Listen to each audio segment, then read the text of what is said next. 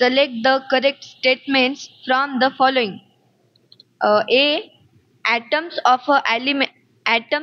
all elements are composed of two fundamental particles. B. ही जे ए नंबरची जे स्टेटमेंट आहे ती चूक आहे, कारण ॲटम्स जे असतात ते 3 फंडामेंटल पार्टिकल्स पासून बनलेले असतात, त्यामुळं ही स्टेटमेंट चूक आहे. B. The mass of the electron is 9.10939 into 10 to the power minus 31 kg. इलेक्ट्रॉनचं वजन.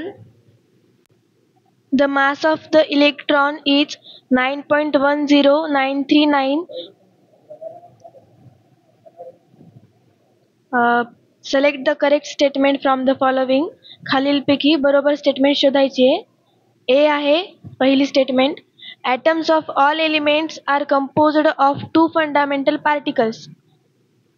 जे प्रत्येक एलिमेंटचे ॲटम असतात ते 2 फंडामेंटल पार्टिकल पासून बनलेले नसतात, ते 3 फंडामेंटल पार्टिकल पासून बनलेले असतात, इलेक्ट्रॉन, प्रोटॉन आणि न्यूट्रॉन. मग ही स्टेटमेंट चूक आहे, कारण ते 2 फंडामेंटल पार्टिकल बनलेत. बी स्टेटमेंट आहे the mass of the electron is 9.10939 into 10 to the power minus 31 kg. हे मास इलेक्ट्रॉनचं फिक्स असते, ते बरोबर आहे. C statement all the isotopes of the given elements show same chemical properties. Isotopes, एका एलिमेंटचे जे सगळे आयसोटोप असतात त्यांच्याकडं सेम केमिकल प्रॉपर्टीज असतात, कारण त्यांचं फक्त ॲटॉमिक मास वेगळा असते, बाकी सगळं सेम असते. Statement D protons and electron are collectively known as nucleons. हे बरोबर आहे. प्रोटॉन आणि इलेक्ट्रॉन केंद्रकात असतात. चूक आहे हे, कारण प्रोटॉन आणि न्यूट्रॉन जे असतात ते केंद्रकात असतात आणि त्यांना न्यूक्लियस म्हणतात. हां, ही स्टेटमेंट चूक आहे, कारण ते न्यूट्रॉनच्या जागी इलेक्ट्रॉन आहे. स्टेटमेंट ई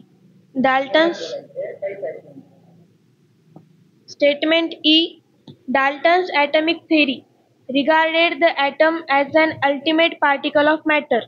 डाल्टनची जी ॲटॉमिक थेरी आहे त्याच्यामध्ये ॲटमला अल्टिमेट पार्टिकल ऑफ मॅटर म्हणजे सगळ्यात छोट्यात छोटा पार्टिकल असं म्हणलेलं आहे. ही स्टेटमेंट बरोबर आहे.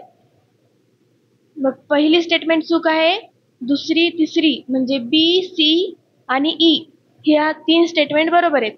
ऑप्शन नंबर सी मध्ये दिले बी, सी अँड ई ह्या करेक्ट स्टेटमेंट आहेत, म्हणून answer 3.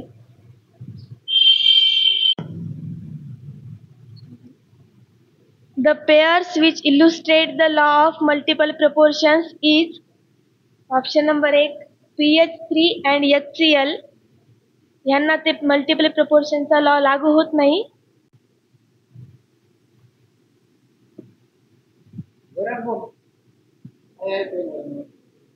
A bivalent metal has an atomic mass of 64 U. The molecular mass of the metal nitrate is. एक मेटल आहे त्याची व्हॅलेन्सी 2 आहे, कारण सांगितलंय बायव्हॅलेंट मेटल, आणि त्या मेटलचा ॲटॉमिक मास आहे 64. तर the molecular mass of the metal nitrate म्हणजे त्या मेटलचं नायट्रेट सोबत रिॲक्शन करून जे मेटल नायट्रेट बनते त्याचा आपल्याला मॉलिक्युलर मास विचारले. तर मेटल बायव्हॅलेंट आहे आणि नायट्रेटची व्हॅलेन्सी असते -1 म्हणजे त्याच्यावर -1 चार्ज असते. तर जेव्हा दोघांची रिॲक्शन होणार तेव्हा NO3 टेकन ट्वाइस हे तयार होते. NO3 ची व्हॅलेन्सी 1 आणि मेटलची व्हॅलेन्सी 2. तर मेटलचा ॲटॉमिक मास आपल्याला माहित आहे 64 आणि NO3चं जे समोर 2 आहे हे सगळं ह्यांची बेरीज करावं लागणार आहे. तर मेटलचं मास आहे 64 आणि Nचं मास असते 14 गुणिले 2, कारण की इथं NO3च्या समोर 2 लिहिले, म्हणून नायट्रोजन पण 2 आहेत आणि ऑक्सिजनचे 6 ॲटम आहेत. त्याच्यामुळं मेटलचं एक ॲटम 64, नायट्रोजनचे 14 गुणिले 2 आणि एका ऑक्सिजनचं वजन असते 16, इथं 6 ऑक्सिजन आहेत, त्याच्यामुळं 16 गुणिले 6 64 प्लस 28 प्लस 96 सगळ्यांची बेरीज केली तर 188 उत्तर येते. 1 ATM is equal to dash dash bar. तर आता एका एटीएम मध्ये किती बार आहे हे आपल्याला शोधायचंय. तर एका एटीएम मध्ये 760 टॉर असतात आणि 76 सेंटीमीटर ऑफ एच असते. पण इथे बार विचारले, मग बार असते 1.013, म्हणून मग option number 3.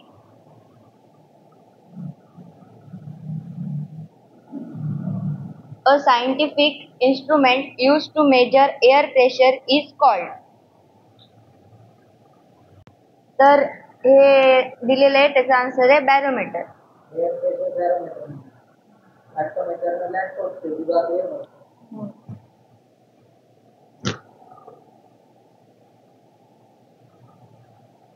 The SI unit of pressure is.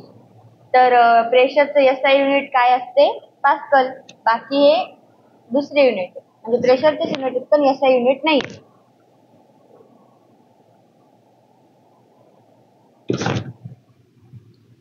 If 2 moles of a ideal gas at 546 Kelvin occupy volume 44.8 liter, then pressure must be. एक आयडियल गॅस आहे, तिचे 2 मोल्स आहेत आणि टेम्परेचर आहे 546 केल्विन आणि त्याला व्हॉल्यूम लागते 44.8 लिटर. एका मोल गॅसला 22.4 लिटर लागते आणि 2 मोल गॅसला 44.8 लिटर. तर आपल्याला प्रेशर विचारले. प्रेशर काढायसाठी एक फॉर्म्युला असते, PV = NRT.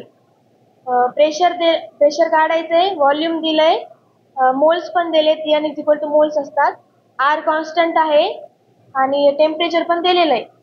तर फॉर्म्युला PV = NRT आहे, त्याला P च्या फॉर्मॅटमध्ये लिहिलं, P = NRT/V. N आहे 2 आणि R आहे कॉन्स्टंट, त्याची व्हॅल्यू आहे 0.0821 गुणिले 546 केल्विन टेम्परेचर आहे आणि भागिले व्हॉल्यूम करायचंय, ते पण लिटरमध्ये. 44.8 लिटर दिलेलं आहे, ते तिथं ठेवलं. तर 2 न 44.8 जर भागलं तर उत्तर येते 22.4 आणि हे गुणाकाराने भागाकार केला तर उत्तर येते 2 ATM. म्हणजे 2 ATM प्रेशर आहे. Option number 1.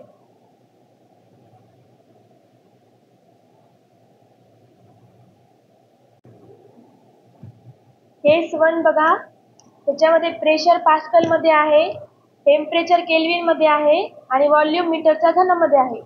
जर हे 3 गोष्टी या युनिट मध्ये असतील तर जे R असते कॉन्स्टंट, त्याची व्हॅल्यू असते 8.314 किंवा 25/3 आणि त्याचं युनिट असते जूल पर केल्विन पर मोल. आणि जर केस 2 बघितली तर त्याच्यामध्ये प्रेशर ATM किंवा बार मध्ये मोजले आणि वर पास्कल मध्ये होतं आणि टेम्परेचर इथं केल्विन मध्ये मोजले आणि व्हॉल्यूम लिटर मध्ये. जर ह्या 3 गोष्टी या युनिट मध्ये असतील तर R ची व्हॅल्यू असते 0.0821 किंवा 1/12 आणि त्याची युनिट असते लिटर ॲटमॉस्फिअर पर केल्विन पर मोल किंवा लिटर ॲटमॉस्फिअरच्या जागी बार पण असू शकते. केस 3 पण दिली आहे, R = 2 असते जर कॅलरी पर केल्विन पर मोल असेल तर.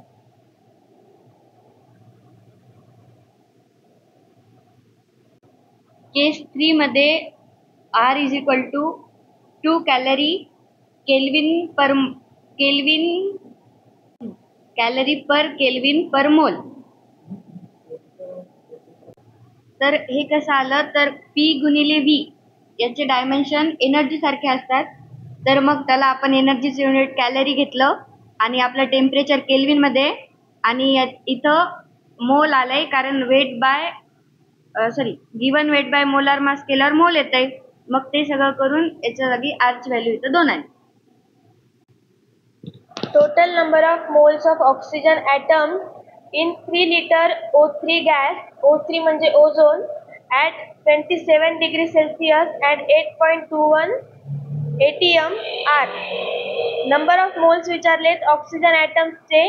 व्हॉल्यूम दिली आहे 3 लिटर, टेम्परेचर दिले 27 डिग्री सेल्सिअस आणि प्रेशर पण दिले ATM मध्ये.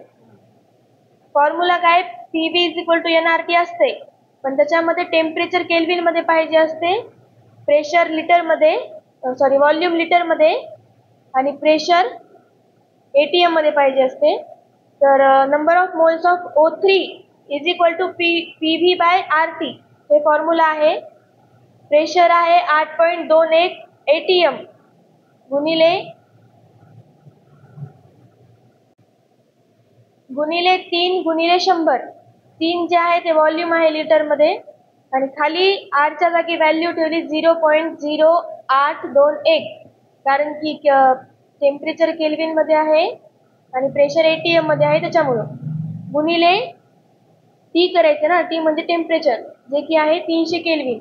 हे डिग्री सेल्सिअसचं केल्विन करून घेतले त्याला आणि हे सगळं सॉल्व करायचं. तर हे काटामकाटी केल्यावर उत्तर येते 3 म्हणजे ऑक्सिजनचे 3 मोल आहेत. 3 नाही, उत्तर 1 येते. पण आपल्याला इथं नंबर ऑफ ॲटम्स विचारले होते आणि O3 हे मॉलिक्युल आहे. मग आपले मॉलिक्युल किती आले? Na. म्हणजे इथं 1 आलं होतं आणि मग एका मॉलिक्युल मध्ये किती ॲटम आहेत? 3. म्हणून मग Na ला 3 न गुणलं म्हणजे 3 आलं. Option number 1.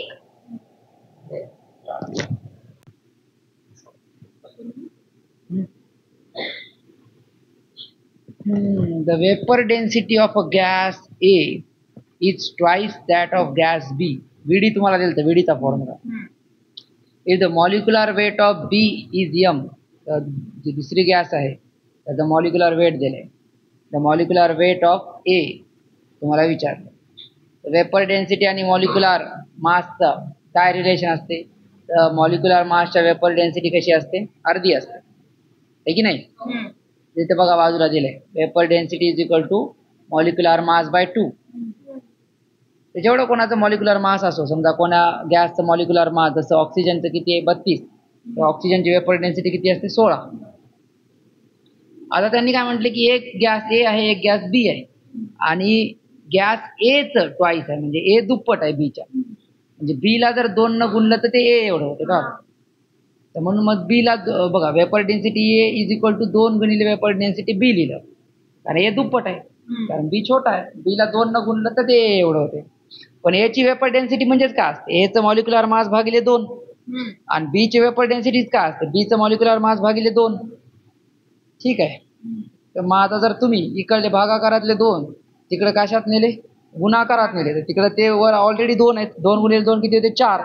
ते वरचे 4 आणि खालचे 2 काटले तर काय वर 2 उरतात. तर MA is equal to 2 MB झालं. म्हणजेच काय? ए जे गॅस आहे त्याचं जे हे आहे मॉलिक्युलर मास, मोलार मास, ते बीच्या कसं आहे? दुप्पट आहे. कारण तुमचं काही ना आधी ऑलरेडी सांगितले वेपर डेन्सिटी दुप्पट आहे तर मोलार मास हे दुप्पटच असते, हे लक्षात ठेवा जातं. हे तर वेपर डेन्सिटी दुप्पट आहे, मोलार मास हे दुप्पटच असणार ना, कारण वेपर डेन्सिटी मोलार मास मध्ये फरक आहे. मोलार मास फक्त वेपर डेन्सिटी मोलार मासच्या अर्धी असते. हो, तर मग ते दोन्हीचं रिलेशन ते शेवटी घेत असणार.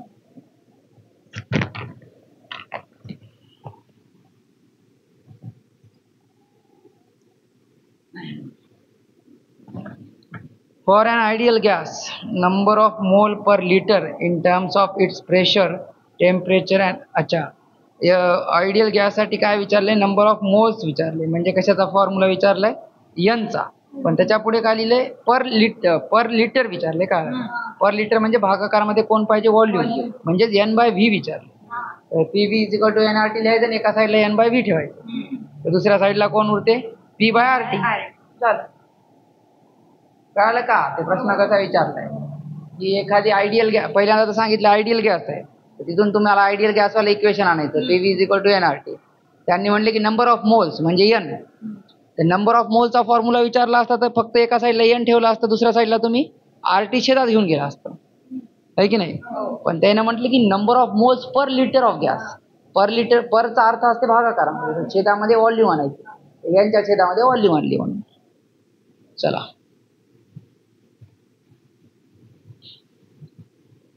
तर आतापर्यंत हे डब्बा बघा. आतापर्यंत आपण PV is equal to nRT शिकले आणि PM is equal to DRT शिकले. त्याच्यामध्ये M काय आहे? मोलार मास, आणि D काय आहे? डेन्सिटी. आपण डेन्सिटी ऑफ गॅस, कारण आणि त्याच्यातून डेन्सिटी ऑफ गॅसचं सूत्र D एका साईडला ठेवलं तर RT PMच्या छेदात जाते. तर मग डेन्सिटी ऑफ गॅसचं एक सूत्र नवीन तयार झालं, PM/RT. आणि वेपर डेन्सिटीचं एक सूत्र पाहिलं होतं आतापर्यंत आपण, मोलार मास भागिले 2. ठीक आहे.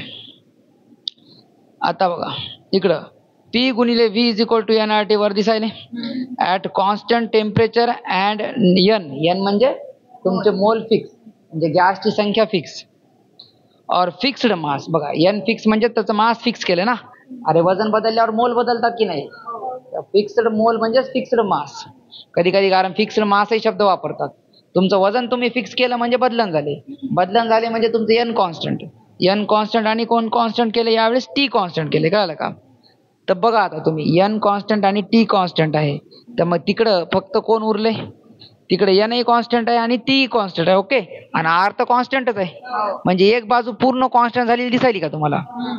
मग आता तुम्ही तिकडं जर V घेऊन गेले V तर इकडे P उरते आणि V तिकडे छेदामध्ये जाते. तर P is inversely proportional to V होऊन जाते की नाही. मग म्हणजे जसं जसं तुम्ही प्रेशर वाढवायले तसं तसं व्हॉल्यूम काय होते कमी होते. तर मग ते तसा ग्राफ बनते. कळाले का तुम्हाला. आणि त्याला ॲट आयसोथर्मल म्हणतात कारण तुम्ही काय कॉन्स्टंट केले टेम्परेचर कॉन्स्टंट केले. कळाले का. ॲट आयसोथर्मल कंडिशन म्हणजे जेव्हा टेम्परेचर सेम आहे तर प्रेशर वाढवलं व्हॉल्यूम काय होते कमी होते आणि व्हॉल्यूम वाढवलं तर प्रेशर काय होते कमी होते. नॉर्मली तुमचा R तर कॉन्स्टंटच असते N ही कॉन्स्टंट ठेवतात भरपूर वेळ. सगळ्या खेळ या तिघांमध्ये असते PV आणि T मध्ये.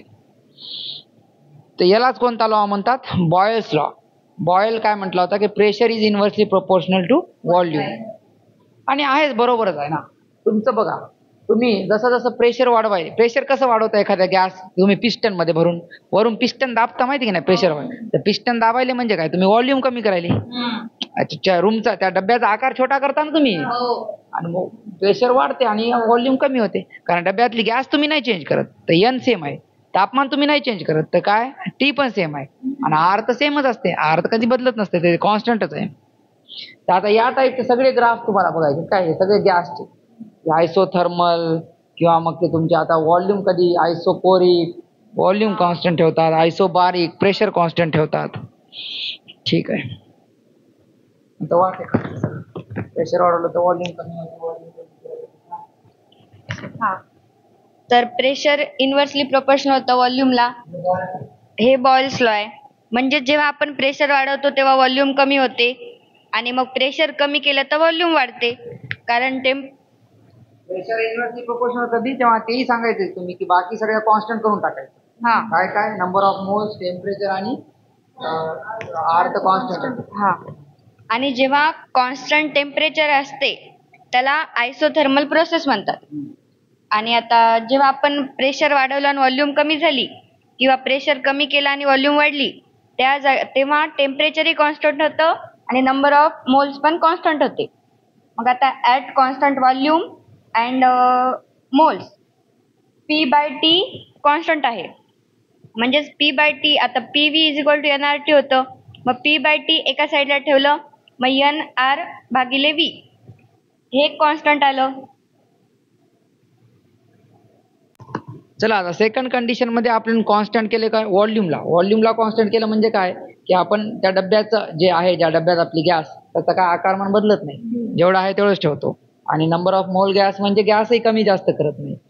तर मग आता व्हॉल्यूम आणि N कॉन्स्टंट आहे तर बाकीच्यांचं उरलं कोण R तर कॉन्स्टंटच असते. म्हणजे आपल्याला रिलेशन कोणाचं बघायचंय प्रेशरचं आणि टेम्परेचरचं. कोणाचं रिलेशन बघायचं प्रेशरचं आणि टेम्परेचर. आता तुमचा जर तुम्ही फॉर्म्युला बघितला तर PV इज इक्वल टू काय NRT. तर आता बघा तुमचं काय काय आपण कॉन्स्टंट केलं व्हॉल्यूम आणि नंबर ऑफ मोल्स आहे की नाही. तर आता तुम्ही काय करा हे प्रेशर तिकडे न्या आणि नंबर ऑफ मोल्स इकडे आणा. तर काय होते volume by number of moles तर कॉन्स्टंट राहते या साईडला आणि प्रेशर आणि टेम्परेचर एकमेकांच्या कशामध्ये येते भागाकारामध्ये आणि इकडं दुसऱ्या साईडला कॉन्स्टंट नाव येते माहिती की नाही तुम्हाला. तर म्हणून ते प्रेशर बाय टेम्परेचर कॉन्स्टंट राहते. का आलं का. जेव्हा प्रेशर बाय टेम्परेचर कॉन्स्टंट आहे तर ते एकमेकांच्या इन्व्हर्सली प्रोपोर्शनल असतात कारण टेम्परेचर त्या साईडला गेलं. आता बघा प्रेशर त्या साईडला गेलं तर प्रेशर वर आहे खाली जाते आहे की नाही. अरे काय झालं बघू एकमेकांच्या इन्व्हर्सली प्रोपोर्शनल आहे की डायरेक्टली प्रोपोर्शनल. हा सॉरी प्रेशर बाय जेव्हा दोन गोष्टींचा गुणाकार कॉन्स्टंट असते तर ते एकमेकांच्या इन्व्हर्सली प्रोपोर्शनल असते आणि दोन गोष्टींचा भागाकार कॉन्स्टंट असते तेव्हा ते एकमेकांच्या कशा असते डायरेक्टली. जसं मी आता म्हणलं की तुम्ही जर प्रेशर दुसऱ्या साईडला घेऊन गेलं तर ते 1/P होणार. तर 1/V is equal to 1/T is equal to 1/P येणार म्हणजे दोघंही खालीच. किंवा मग हे T तुम्ही वर घेऊन गेलं तर इकडे खाली आहे तिकडे वर जाणार. तर पी पण वर आणि टी पण वर, म्हणजे दोन्ही एकमेकांच्या काय होणार, डायरेक्टली प्रोपोर्शनल. म्हणजे डायरेक्टली प्रोपोर्शनल म्हणजेच काय की गे-लुसॅक काय म्हणायलाय की at constant volume and number of moles pressure जर वाढवलं तर टेम्परेचर वाढते, आणि प्रेशर जर कमी केलं तर टेम्परेचर कमी होते. हे गे-लुसॅकचा लॉ आहे, सिम्पल आहे. आणि बॉयलचा लॉ काय होता, प्रेशर आणि व्हॉल्यूम कसे असतात एकमेकांच्या इनव्हर्सली प्रोपोर्शनल. आणि गे-लुसॅकचा लॉ काय, प्रेशर आणि टेम्परेचर कसे येतं, डायरेक्टली प्रोपोर्शनल. ठीक आहे. जेव्हा कोणी डायरेक्टली प्रोपोर्शनल असते आणि 1:1 रेशो मध्ये आहे, म्हणजे काय पॉवर प्युअर आहे नाही, तर मग स्ट्रेट लाईन येते, कळालं का अशी. बघा स्ट्रेट लाईन आली की नाही तुम्हाला, की प्रेशर वाढवलं तर टेम्परेचर तेवढंच वाढते त्याच प्रमाणात, म्हणून स्ट्रेट लाईन येते. आणि थोडीशी डॉटेड लाईन पुढून चालू होते, एकदम 0 पासून चालू होत नाही, कारण टेम्परेचर कधी 0 नसते, माहिती आहे का. तर टेम्परेचर काही ना काही असतेच वस्तूचं, त्यामुळे काही ना काही प्रेशरही असते. एकदम 0 टेम्परेचर आणि 0 प्रेशर पॉसिबल नसते, म्हणून तिथं खाली डॉट केले, कळालं का. तर ते असं देऊन विचारते तुम्हाला की कसं लाईक येणार. आता बघा प्रेशर जे आहे तुमचं वाय आहे, कारण वाय ऍक्सिसवर आहे, आणि टेम्परेचर आहे जे तुमचं एक्स आहे, ते कोणत्या ऍक्सिसवर आहे, एक्स ऍक्सिसवर आहे. हे इथं बघ, तर वाय स्ट्रेट लाईनचं काय असते सूत्र, Y is equal to mx plus, आहे की नाही. आता सी काय असते, वाय इंटरसेप्ट, पण हे कधी वायला चिटकणारच नाही ना, तर सी तर 0च आहे, तर mxच राहिलं फक्त. आणि x तर कोण आहे, टेम्परेचर. आणि आता जर तुम्ही PV is equal to NRT मधलं फक्त पी एका साईडला ठेवलं आणि व्ही दुसऱ्या साईडला नेलं तर व्ही छेदात जाते, तर मग ते होते NRT भागिले व्ही, पण त्याच्यातलं टी तर आपलं एक्स आहे, म्हणजे आणि एक्सच्या सोबत उरलेलं कोण असते, यम. तर मग हे उरलेलं कोण आहे, NR बाय व्ही आपलं यम आहे, स्लोप आहे, कळलं. म्हणून स्लोपचं सूत्र काय आहे, NR बाय व्ही. हे स्लोप आहे. इथं कोणत्या ग्राफसाठी स्लोप NR बाय व्ही असते, तर जेव्हा तुमचं काय प्रेशर आणि टेम्परेचर एकमेकांच्या डायरेक्टली प्रोपोर्शनल आहे. कोणता लॉ आहे, गे-लुसॅक लॉ. आणि गे-लुसॅक लॉ कधी फॉलो होते, काय काय कंडिशन पाहिजे, तर व्हॉल्यूम आणि नंबर ऑफ मोल कसे पाहिजेत गॅसचे, कॉन्स्टंट. चला आता पुढची कंडिशन आहे. आता यावेळेस कॉन्स्टंट कोणाला केलं, प्रेशरला आणि नंबर ऑफ मोल्स. बघा आता नंबर ऑफ मोल्स आणि प्रेशर कॉन्स्टंट आहे, तर या साईडला व्ही आहे, त्या साईडला टी आहे, म्हणजे हे दोघं एकमेकांच्या डायरेक्टली प्रोपोर्शनल आहेत, बरोबरच आहेत की नाही. तर मग V is directly proportional to temperature, म्हणजे काय की व्हॉल्यूम वाढल्यावर टेम्परेचरही वाढते जर प्रेशर कॉन्स्टंट ठेवलं तर आपण. तर सेम तेच ग्राफ तयार होणार एक्झॅक्टली. बघा हे जे प्रेशर वर्सेस टेम्परेचरचा झालता तेच व्हॉल्यूम वर्सेस टेम्परेचरचा आहे, आणि इथं फक्त स्लोप तिथं NR बाय व्ही होतं, इथं NR बाय काय पी आहे, बाकी एक्झॅक्टली सेम आहे. आणि 0 टेम्परेचर परत पॉसिबल नसते, म्हणून तुमचं सी येतच नाही, कारण वाय इंटरसेप्ट कधी नाहीच, कारण रेस तुमची वायला कधी चिपकतच नाही. आणि आता तुम्ही प्रेशर कॉन्स्टंट ठेवले तर त्याला काय म्हणतात, आयसोबारिक. आणि त्याच्या आधीच्या याच्यात काय ठेवलं होतं, व्हॉल्यूम कॉन्स्टंट, तर त्याला काय म्हणतात, आयसोकोरिक. त्याच्या आधीच्या याच्यात काय कॉन्स्टंट ठेवलं होतं, टेम्परेचर, तर त्याला काय म्हणतात, आयसोथर्मल. तर 3 गोष्टी आपण एक एक कॉन्स्टंट ठेवून बघितल्यात. आता पुढे घे पुढे. आता बघा टेम्परेचरही कॉन्स्टंट ठेवलं आणि प्रेशर कॉन्स्टंट ठेवलं. आता ऍट कॉन्स्टंट टेम्परेचर आणि प्रेशर आता काय चेंज होणार, आता व्हॉल्यूम ऑफ गॅस आणि कोणाचं तुलना करायला आपण, number of moles. Moles constant नाही ठेवले यावेळेस आपण, तर मग आता इकडे बघा हे प्रेशरही कॉन्स्टंट आहे आणि इकडलं टेम्परेचरही कॉन्स्टंट आहे. इकडलं कोण व्हेरिएबल आहे, व्ही, आणि इकडलं व्हेरिएबल कोण आहे, एन, आणि ते दोघं एकमेकांच्या डायरेक्टली प्रोपोर्शनल आहे. तर जसं व्हॉल्यूम वाढलं तशी गॅसची मोलही वाढणार, किंवा मोल वाढले तर गॅसची व्हॉल्यूमही वाढणार, कळालं का. तर हे अवोगॅड्रोचा लॉ आहे. इथं खाली एकदा सगळं संक्षिप्त मध्ये दिले की जेव्हा काय म्हटलं होतं आपण की गे-लुसॅकचा लॉ काय म्हणते, pressure is directly proportional to temperature. Boyle's law काय म्हणते, pressure is inversely proportional to volume. अवोगॅड्रोचा लॉ काय म्हणते, volume is directly proportional to number of moles. आणि ते चार्ल्स लॉ काय म्हणू लागला की volume is directly proportional to temperature. आणि कोण कोण कॉन्स्टंट ठेवले दरवेळेस लिहून टाकले. ते हे एकाच तिथे या 4-5 लाईन मध्ये सगळं कव्हर होतं.